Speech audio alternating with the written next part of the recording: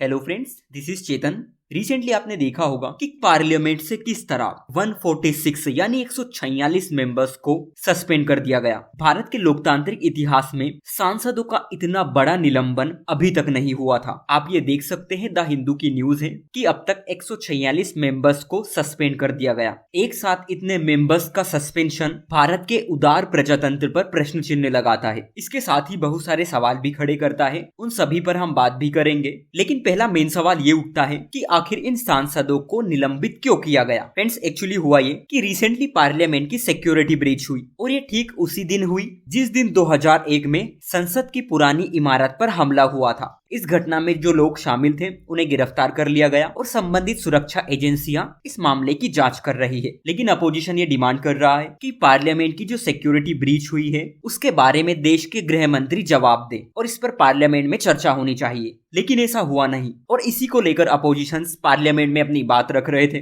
संसद में हंगामा शुरू हो गया और इसके चलते प्रिसाइडिंग ऑफिसर्स ने यानी लोकसभा के स्पीकर और राज्यसभा के सभापति ने मेंबर्स को सस्पेंड कर दिया। और फ्रेंड्स, लोकसभा और राज्यसभा के पीठासीन अधिकारी का ये कर्तव्य है, ये उनकी ड्यूटी है कि दोनों सदनों की कार्यवाही ठीक तरह से चले और इन्हीं मैनर्स को बनाए रखने के लिए कभी कभी जो मेंबर्स ऑफ पार्लियामेंट होते हैं उन्हें सस्पेंड कर दिया जाता है। इनके सस्पेंशन का अगर आप मैक्सिमम टाइम देखेंगे तो वो सिर्फ रिमेनिंग सीजन का ही होता है। जिन मेंबर्स को सस्पेंड कर दिया जाता है वो ना तो चेंबर में इंटर कर सकते हैं और ना ही किसी कमेटी की मीटिंग को अटेंड कर सकते हैं। लेकिन आपके माइंड में एक क्वेश्चन रेज हो रहा होगा कि आखिर मेंबर्स ऑफ पार्लियामेंट को सस्पेंड क्यों किया जाता है। फ्रेंड, इसके बहुत सारे रीजन हैं कि अगर कोई संसद का सदस्य संसद की कार्यवाही में बाधा डालता है, अध्यक्ष के अधिकारों की अवहेलना करता है या किसी असंसदीय भाषा का उपयोग करता है तो इसे संसदीय नियमों का उल्लंघन माना जाएगा और इन पार्लियामेंट्री रूल्स के वोलेशन के लिए इन सदस्यों को सस्पेंड किया जा सकता है। इन सस्पेंशन के प्रोविजंस का इंटेंट ये होता है कि हम किस तरह से हाउस में ऑर्डर मेंटेन करें ताकि संसद की गरिमा, मर्यादा और उसके कामकाज ठीक तरह से चल सके। आपने देखा होगा कि बहुत बार पार्लियामेंट में नारे लगाकर,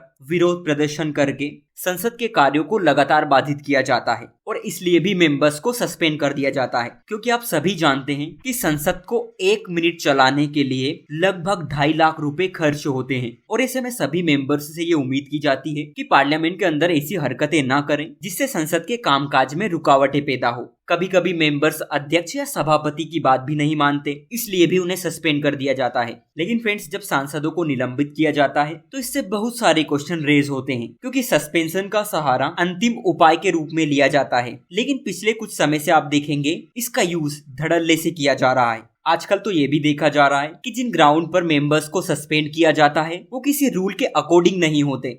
इस तरह के सस्पेंशन हमारी डेमोक्रेटिक वैल्यू को भी कमजोर करते हैं क्योंकि मेंबर ऑफ पार्लियामेंट लोगों की आवाज को संसद तक पहुंचाते हैं। ऐसे में अगर वो ही नहीं रहेंगे तो उनकी आवाज सरकार तक कैसे पहुंचेगी। इसी तरह इस तरह के सस्पेंशन अपोजिशन के महत्व को भी कम करते हैं। आप सभी जानते होंगे कि पार्लियामेंट में अपोजिशन चेक एंड बैलेंस का काम करते हैं, डिबेट की क्वालिटी इंश्योर करते हैं। ऐसे में अगर अपोजिशन ही पार्लियामेंट में नहीं होगा तो इसका डायरेक्ट इम्पैक्ट संसद की गुणवत्ता पर पड़ेगा। इस तरह के सस्पेंशन एमपीज के फ्रीडम ऑफ एक्सप्रेशन को भी वोलेट करते हैं क्योंकि अपोजिशन को पब्लिक इंटरेस्ट के मुद्दे पर संसद में आवाज उठाने नहीं दिया जाता, संसद में बोलने नहीं दिया जाता और इसका खामियाजा पूरी संसदीय प्रक्रिया को भुगतना पड़ता है। अपोजिशन के मेंबर की अब्सेंस इस लिहाज से भी बुरी बात है कि इनके न होने से विधेयकों की गुणवत्ता खराब हो जाती है क्योंकि महत्वपूर्ण विधेयकों पर पर्याप्त चर्चा नहीं हो पाती और उन्हें हड़बड़ी में पारित कर दिया जाता है जिसका लॉन्ग टर्म इम्पैक्ट हमारे देश पर पड़ता है। उदाहरण के तौर पर अगर लंबे समय से जो कृषि सुधार विधेयक थे उन पर पर्याप्त चर्चा की गई होती तो पूरे 1 साल तक जो किसान आंदोलन चला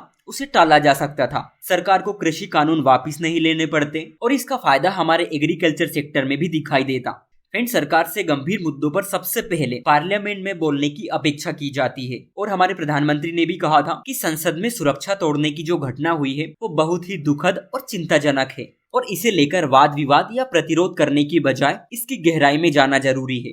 लेकिन फ्रेंड्स, सवाल ये उठता है कि अगर ये घटना इतनी चिंताजनक है तो इस पर चर्चा क्यों नहीं होनी चाहिए और अगर इस पर डिबेट होती है तो इस डिबेट के लिए पार्लियामेंट से अच्छी जगह आखिर है कौन सी। लेकिन आपने देखा होगा कि पार्लियामेंट में अब डिबेट तो होती ही नहीं है। फ्रेंड्स, क्वेश्चन अपोजिशंस पर भी रेज होते हैं कि विपक्षी सांसद संसद में आचरण की गरिमा क्यों नहीं बनाए रखते। सरकार का विरोध करना एक बात है लेकिन विरोध का तरीका भी सकारात्मक होना चाहिए। फ्रेंड्स, कुल मिलाकर देखें तो दोनों सदनों के पीठासीन अधिकारी और संसद के सदस्यों को ये समझना चाहिए कि उनके कंधों पर संसदीय लोकतंत्र के विकास की जिम्मेदारी होती है। मेंबर्स ऑफ पार्लियामेंट को ये देखना चाहिए कि उनका आचरण नैतिकता के अनुरूप हो। वहीं दूसरी ओर प्रिसाइडिंग ऑफिसर्स को ये समझना चाहिए कि अगर ये अपोजिशंस को पूरी तरह सस्पेंड कर देंगे तो फिर पार्लियामेंट का काम ही क्या रह जाएगा। सो आज के लिए इतना ही। Thank you.